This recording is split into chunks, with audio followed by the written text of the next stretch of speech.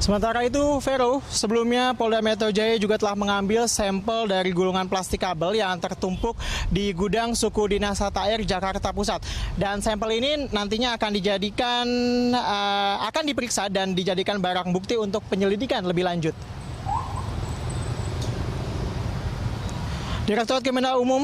Direktur Kriminal Khusus maksud kami Polda Metro Jaya Kamis siang mendatangi gudang suku Dinas Tata Air Jakarta Pusat di kawasan Ben Hill, Jakarta Pusat. Selain memasang garis polisi, kepolisian di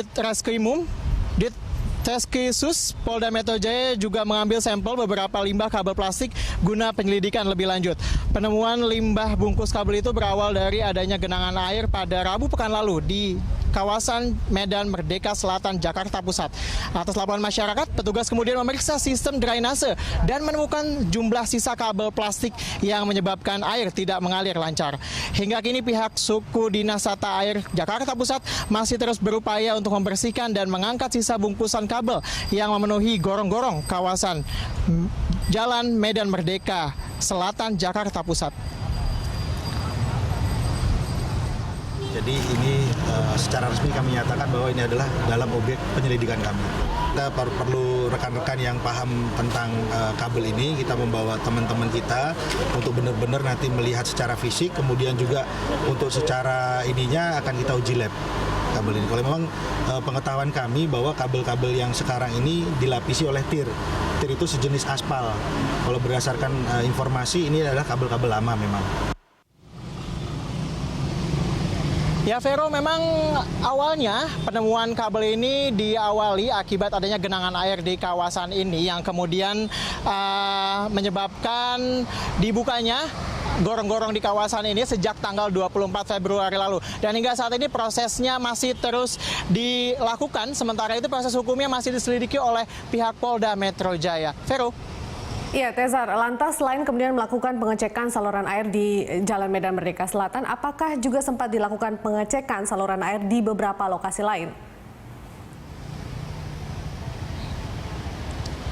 Ya Vero, memang ada ini merupakan momentum bagi Pemprov DKI Jakarta untuk kemudian memeriksa dan membongkar gorong-gorong di kawasan Ring 1 ini di sekitaran Monas. Selain Jalan Merdeka Selatan, kemarin juga sempat diselidiki juga di kawasan Jalan Merdeka Utara, tepatnya di depan Istana Negara. Kemudian juga di Jalan Abdul Muiz juga kemudian diperiksa.